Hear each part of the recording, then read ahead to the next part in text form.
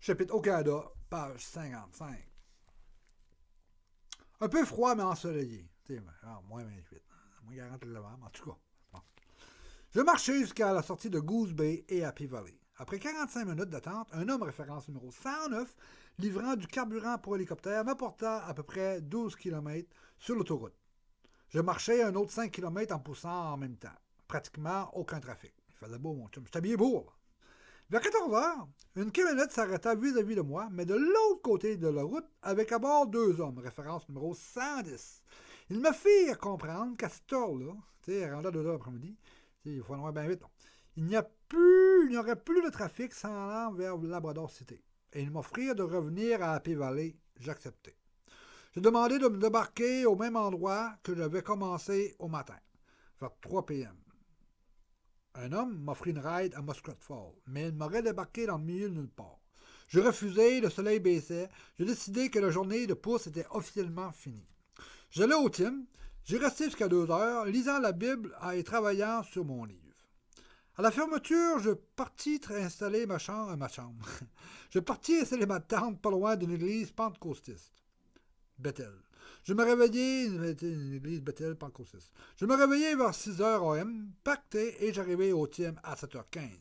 Moins 27 degrés Celsius, disait l'écran. Je cherchais ma monnaie, mais je ne trouvais que quelques 25 cents. J'ai bombé une pièce d'un homme, il m'en donna 2. Il voulait avoir un looney, une pièce, là. Il m'a donné un toonie, un UR.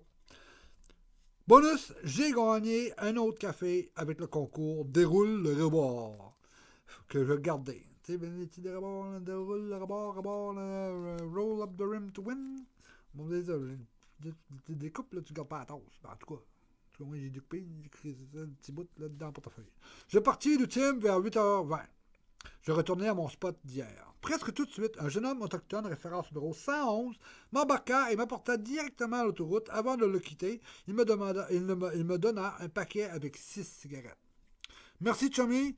Tout de suite après que j'eus débarqué, un homme, référence 112, me prit. Originaire d'Edmonton, il est le superviseur pour les camps de brousse. Il me donna une ride de 46 km. En me débarquant, il me dit de ne pas bouger de là, puisqu'il y avait beaucoup de trafic sortant de cette route. Tu sais, t'as l'autoroute, là, t'as une petite route sans route. Pas d'ici, tracite. C'est vrai. Là, il m'a dit de ne pas bouger de là, puisqu'il y avait beaucoup de trafic sortant de cette route. 9 AM, suivant son conseil, j'y restais. Fait qu'il me débarque, regarde là, moi resté ici. Lui, il s'en va. Il disparut sur la dite route. Lui, il s'en va, d'un coup, il disparaît. D'un coup, il y a une camionnette qui sort. Il disparut sur la dite route. La camionnette qui en sortait s'arrêta. La fenêtre du côté passager descendit et le conducteur me demanda « Do you speak French? Parlez-vous français? »« Oui, monsieur. »« Tu parles d'une affaire. Je n'ai même pas attendu 1 minute. Et en plus, j'ai une ride de 1200 km, de 1200 km, de quasiment 900 000, jusqu'à Bécomo. Jean-Yves Gagnon, référence numéro 113, 72 ans à la retraite, faisant des petits contrats. Il était en congé, donc s'en retournait chez lui au Saguenay-Lac-Saint-Jean. Fondateur de l'Association des Sauvaginiers et aussi écrivain, Les Histoires d'Amélie. À Labrador City, il me paya café et chaussons aux pommes, souper au restaurant motel de Manic 5 et me débarqua au 24 heures Tim de Bécomo. Avant de partir, il me donna une carte Tim de 10$ et un 10$. Salut Jean-Yves et merci pour tout. Incroyable accueil que je reçus au Tim de Marie-Pierre et Marie-Josée. Pour commencer, une des deux a regardé son téléphone intelligent afin de vérifier que, pour moi, l'horaire des traversiers pour m'attendre. Premier, à 11h, de Godbout. Deuxième, 3h l'après-midi, de PM, de Bécomo. Allez, m'attendre jusqu'à 3h. Je partirai de Godbout. Elle me dit aussi que le billet était 18$. J'ai 10$ cash et une carte SIM à 10$. Une des deux me l'a racheté de sa poche, 20$. Me l'a racheté de sa poche, 10$. 20$ cash. Là, je suis rendu à 20$ cash. Je suis OK pour le traversier. Ce n'est pas tout. Elles m'offrirent un repas complet, thé, soupe de crème de carotte, sandwich toasté, bacon, dinde et toutes les garnitures, chaussons et pommes et caramel. Merci à vous deux, Marie-Pierre et Marie-Josée. Je travaillais sur le livre grande partie de la nuit. Je tombais endormi vers 4h30 et me réveillais à 6h du matin. Je pris une petite shot d'expresso à 75 cents. T'as vu, c'est 20 piastres. C'est 18 piastres pour traverser. Hein? T'as vu, pour commencer à te coller un lunch. Là. Vers 6h30 AM, pour me donner un choc, la shot d'expresso, là. Une shot bien vite. Ting. Et j'ai parti à 7h15. J'ai commencé vers 7h30. Il me fit embarquer immédiatement par Fred, référence 114. Avec lui, à bord de son GMC Zenith 1977, il y avait aussi Taser. Taser, c'est un mâle mélangé pitbull, bull mastiff de 7 ans. Super gentil. Il y avait un problème avec le système d'essuie-glace. Fred s'est arrêté 2 fois sur le côté. J'ai nettoyé le pare-brise avec de la neige et on repartait. Il m'apporta directement à la ligne d'attente du traversier. Merci Fred. J'entrais dans le terminal à 8h30. Le staff me fit un café. Le traversier est à 11h. On a le temps de roupiller un peu. Une fois à bord du traversier, je dormis tout de suite jusqu'à l'arrivée. Une fois matin, moins 10 degrés Celsius et vent de 50 à 60 km/h. J'allais au premier team me réchauffer. Je me rendis au tremplin, genre de refuge pour sans-abri où personne en difficulté. Ils étaient pleins. Je me rendis à un team 24 heures et à côté un McDo ouvert jusqu'à minuit. Un bout au McDo et la nuit au team. Je partis à 7h et à 7h20, René Philibert, référence 115, à bord de son Chevrolet Equinox, embarqua son premier pousseux. C'est son premier pousseux. Malchanceux. Il n'a jamais poussé. Mécanicien marine en cale sèche me débarqua au méchant. Merci René. C'est la Saint-Valentin. S'arrêta Cindy, référence numéro 116, Joanne la passagère, avant, et Chloé, la petite fille, assise à l'arrière. T'sais? Cindy est préposée aux bénéficiaires, tandis que Joanne est la gardienne à Chloé. Et Chloé a 4 ans. Ils me débarquèrent à Saint-Anne-des-Monts. Merci pour la Saint-Valentin. Débarqué, je rembarquai aussitôt avec Normand Raymond, référence numéro 117.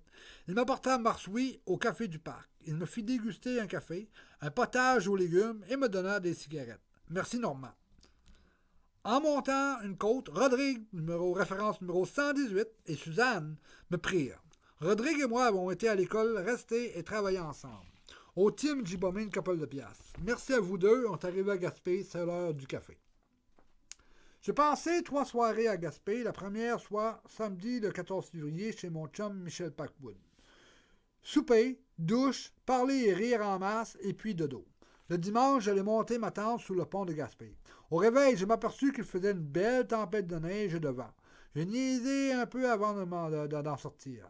J'allais me promener un peu, petit café chez Tim, il a fait vraiment pas beau. La route 132, numéro 132 est fermée sur les 2 côtés de Gaspé. Je m'en retournais à la tente, y lire et dormir. Lorsque je suis arrivé à Gaspé, je n'étais pas encore rassasié de ma traversée de Terre-Neuve et Labrador. Avant de la commencer, je pensais que ça m'aurait pris 2 semaines, mais ça n'a pris qu'en tout que 10 jours pour revenir à Gaspé. J'ai encore faim de la route. Mon gars d'entrée. Je me dis que je n'étais jamais allé à Saint-Élie-Claxton, le village du conteur Fred Pellerin. En regardant sur l'Internet, je vis qu'il y avait un show au Rond-Coin, le samedi 21 février. Le mardi, avant de démonter ma tente, j'allais à la bibliothèque du Cégep et j'envoyais une lettre à l'éditeur du Western Star de Connor Brook, afin de remercier la population de Terre-Neuve et Labrador pour l'incroyable accueil qu'il m'avait donné. Après, j'ai contacté Véronique, ma nièce. Elle était en ville et m'offrit d'aller passer une soirée chez elle à Douglastown. Très belle soirée avec quelques amis. Au matin, elle s'en retournait à Gaspé pour travailler, alors nous partîmes un peu plus tôt et avons déjeuné ensemble au restaurant chez Ron. Après déjeuner, un petit bec, puis on se quitta. Elle pour Gaspé et puis moi pour pousser. Après avoir recommencé, un homme, référence numéro 119, m'embarqua. Représentant de la compagnie d'assurance Sun Life, il allait voir à Douglastown des clients. Une fois débarqué, j'attendis un peu, et 2 hommes, référence numéro 120, me prirent à bord de leur voiture. Je crois bien qu'ils étaient père et fils. Ils me débarquèrent au McDo de Chandler. Ma sœur Christiane finissait de travailler vers 16 heures. J'allais chez elle pour souper et y passer la nuit. C'est toujours avec un immense plaisir que j'ai de visiter ma sœur à chacun de mes passages. La dernière fois était à Noël. Merci Christiane et Mario. Au matin, je partis pour une très belle marche de 16 km à Grande-Rivière. Il fait beau, froid, il y a un peu de vent. Le but de ma venue à Grande-Rivière était de visiter mon grand chum Renaud, et oui, c'est lui qui m'a initié au pouce. On regardait les films, il jouait un peu de guitare, ses compositions bien sûr, et sommes allés voir notre chum Sylvain. Comme de raison, la nuit fut courte. Vendredi, let's go, le show à Saint-Élie-Claxton est à 850 km de mer. Yvante, on marche. Alex Dugas, référence 121, me sortit du vent à bord de sa camionnette Ford Ranger 2011. Il est professeur d'éducation physique au collégial. Alex, nouveau papa, s'en allait à l'hôpital de Chandler pour chercher sa blonde et sa fille de 6 jours seulement.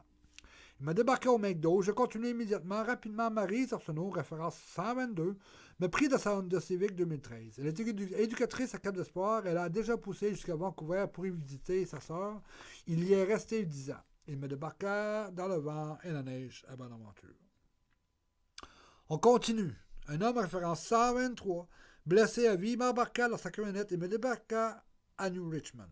Immédiatement après, un autre homme, référence 124, me prit. Il s'en allait à l'hôpital de Maria pour un traitement d'otite. À Maria, tempête de neige et de vent, on continue. Il fallait pas vous parler. Une femme, référence 125, m'embarqua. Nous n'avons pas beaucoup parlé. La température extérieure et la condition routière demandaient toute notre attention. Elle me débarqua à Carleton. Il fait pas beau. Il vente. On continue. Pendant que je marchais et me battais contre le vent et la neige, une voiture de neige s'arrêta. Ma pancarte disait « Point de la croix ». Il me demanda si j'y allais. Je lui répondis oui, mais que je n'avais pas assez d'argent pour un taxi. François Briand, référence 126, me dit pas de problème, qu'il devait s'en retourner à Campbellton, d'où est la compagnie de taxi. François a poussé dans les années 70. Il conduit des taxis depuis 12 ans. Il me débarqua à Pointe-de-la-Croix au restaurant Pastali. Merci François. Je bus un café là et me refis une pancarte, celle-ci indiquant Rimouski. Si je m'y rendais la même soirée, je serais en très bonne posture pour me rendre au show. Le lendemain, la neige ne tombait plus, vent léger, mais pas chaud. Je restais là un bon bout de temps, la journée prenait de l'âge. Finalement, un homme référence 127 m'embarqua jusqu'à Metapédia et me débarqua à un restaurant-motel.